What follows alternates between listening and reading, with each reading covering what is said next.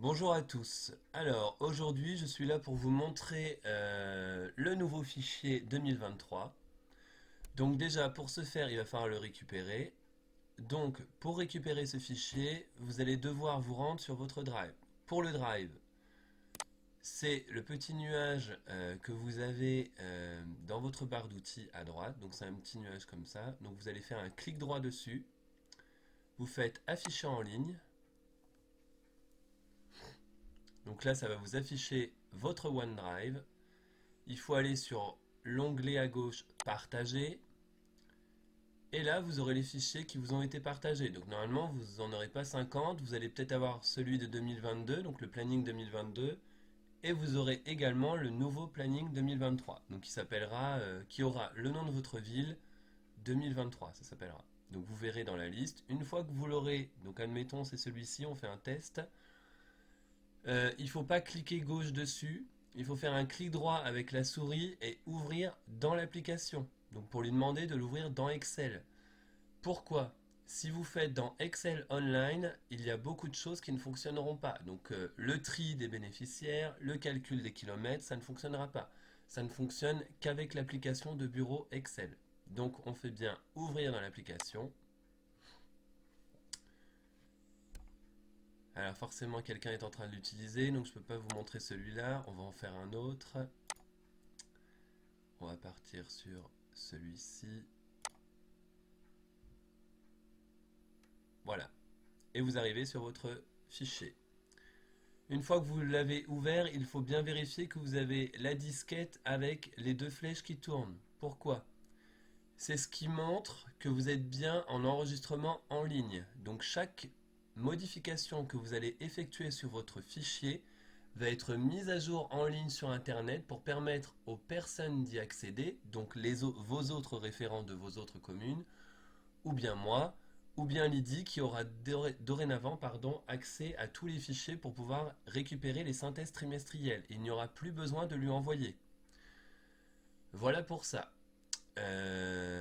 Quand vous fermez ce fichier, il est important de cliquer 2 fois sur la disquette d'enregistrement pour être sûr que ça enregistre.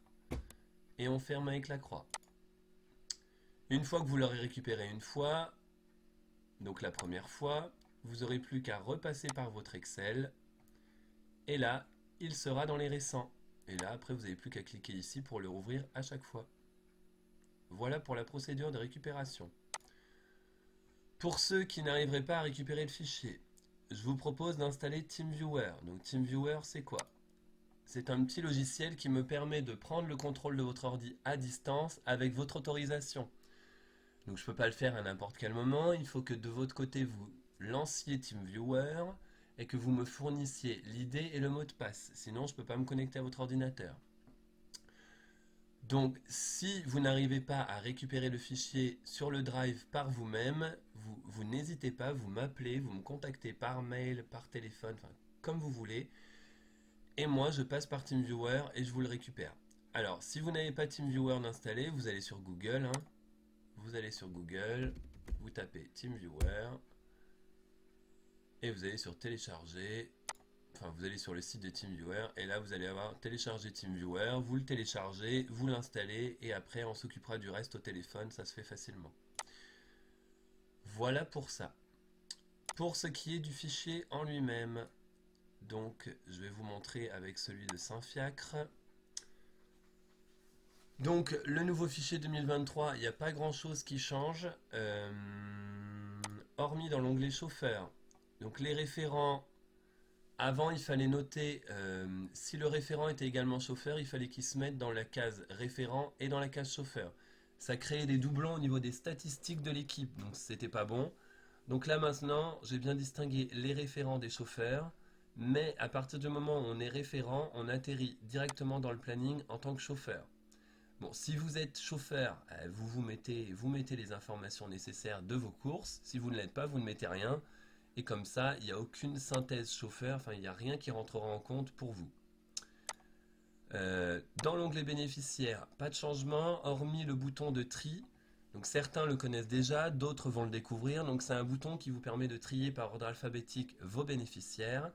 Ce qui permet également, si vous avez un bénéficiaire à supprimer, alors là, je mets entre parenthèses parce que si une personne vient à ne plus être prise en charge par nos services ou décède ou X raison, il faut quand même la laisser sur l'année pour qu'elle rentre dans les statistiques de l'IDI. Mais si jamais, je sais pas, vous faites une bêtise ou bref, ou même là en début d'année, moi j'ai rentré tous les bénéficiaires que vous avez actuellement, mais il est possible qu'il y en ait qui ne reconduisent pas pour l'année 2023.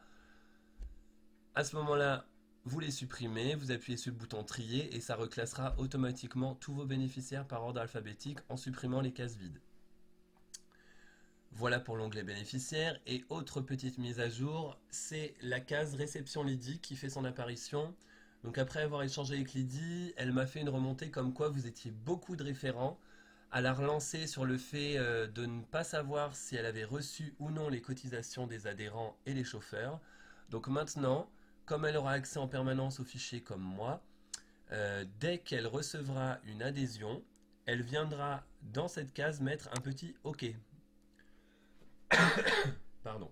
Ça vous permettra du coup de savoir que Lydie a bien réceptionné votre adhésion. J'en profite également pour vous passer l'information qu'il est important de renseigner les cases nominatives. Donc tout ce qui est, toutes les colonnes que vous avez doivent être remplies. L'année de naissance, la date d'adhésion, tout doit être rempli pour les statistiques. Quand Lydie récupère tout ça, après elle se refait un tableau, elle doit tout reclasser, et s'il manque des informations, donc les années de naissance, il faut qu'elle revienne vers vous. Enfin, c'est une perte de temps. On a créé un tableau avec de multiples informations, donc dès que vous rentrez un bénéficiaire, je vous demanderai juste de bien remplir chaque case, s'il vous plaît. Pareil pour les chauffeurs.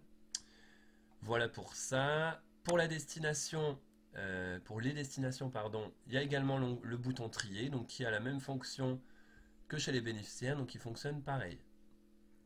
Pour le reste, pas de changement. Hormis pour le kilomètre et prix où nous sommes bien passés à 40 centimes du kilomètre. Voilà, à part ça, je réfléchis, mais non, j'ai fait le tour.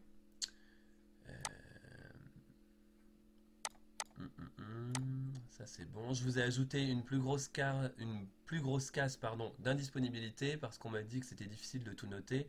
Si vous avez plusieurs jours en indispo, essayez de mettre des abréviations, ça permet de gagner un petit peu de temps. Voilà, j'ai fait le tour. Donc je vous redis également que je préfère le préciser, mais que les synthèses trimestrielles ne seront plus à envoyer à Lydie.